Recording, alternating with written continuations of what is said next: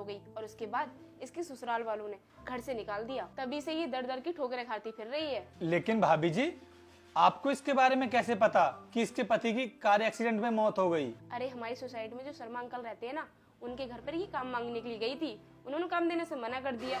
वही मुझे बता रहे थे इसके बारे में। अरे ये सब छोड़ो देवर जी, मैं तुम्हें डेमो दिखाती हूँ, क्योंकि ये चाय ना बहुत अच्छी बनाती है।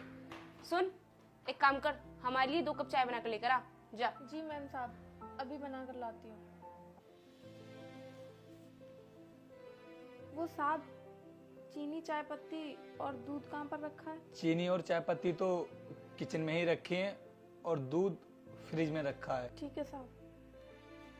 और हाँ देवर जी, मैं आपको एक बात बताना तो भूल गई, इस पर ना नजर बना कर रखना, क्योंकि ऐसे लोगों को कोई भरोसा नहीं होता, कब घर साफ करके चले जाएं। अगर आपके घर में कुछ हो भी गया ना, तो बाद में आप मुझे ही दोष दोगे। इसलिए मैं आपको पहले ही से समझा रही हूँ कि इस पर ना नजर बना कर रखना, बाद में मुझसे मत कहना। अच्छा भाभी जी, वैसे तो आपने इसकी सारी डिटेल्स निकाल ली है, लेकिन आपको ये भी पता होगा कि इसका कोई बच्चा भी है क्या? अरे हाँ, तुमने सही पूछ लिया, इसकी 1 साल की बेटी भी है। तो फिर भाभी जी, जब ये काम पर आएगी उसके बाद उसकी बेटी का ख्याल कौन रखेगा? क्योंकि इसकी बेटी तो 1 साल की है, वो तो बेचारी कुछ भी नहीं जानती है। अरे तुम इसकी टेंशन क्यों ले रहे हो? अरे वो कहीं पर भी रखे, हमें इस बात से क्या, हमें तो अपने घर का काम करवाना है ना। ये लीजिए साहब चाय। लीजिए मैम साहब। ये तीसरा कप तू किसके लिए लेकर आई है? मैम साहब, वो थोड़ी सी चाय बची थी, इसीलिए मैं अपने लिए ले आई। घर में आने की देर नहीं हुई और अभी से तूने अपनी मनमानी करनी शुरू कर दी। पहले आते ही सोफे पर बैठने लगी और अब बिना पूछे चाय ले आई। जब मालिक के सामने ये हाल कर रही है तो पीछे तो पता नहीं क्या क्या करेगी। रुक, तुझे तो मैं बताती हूँ।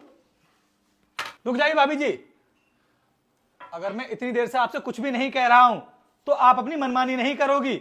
ये हमारे घर की नौकरानी बेशक है, लेकिन आपने ना इसको खरीद नहीं लिया है। जो आप जैसा बोलोगी वैसा ही करेगी। ये कोई ज्यादा बड़ी गलती नहीं कर दी इसने, जो आप इसके ऊपर हाथ उठा रही हैं। अगर ये अपने लिए चाय लेकर भी आ गई तो कौन सा बड़ा जुर्म कर दिया? देवर जी, इस 2 कौड़ी की नौकरानी के लिए आप मेरे ऊपर चिल्ला रहे हो। एक तो मैं आपके लिए नौकरानी लेकर आई और ऊपर से आप मुझे सुना रहे हो। अरे भलाई का तो कोई जमाना ही नहीं है। ऐसा है भाभी जी, नौकरानी होगी है आपके लिए, लेकिन मेरे लिए नौकरानी नहीं है। तुम्हारे लिए नौकरानी नहीं है?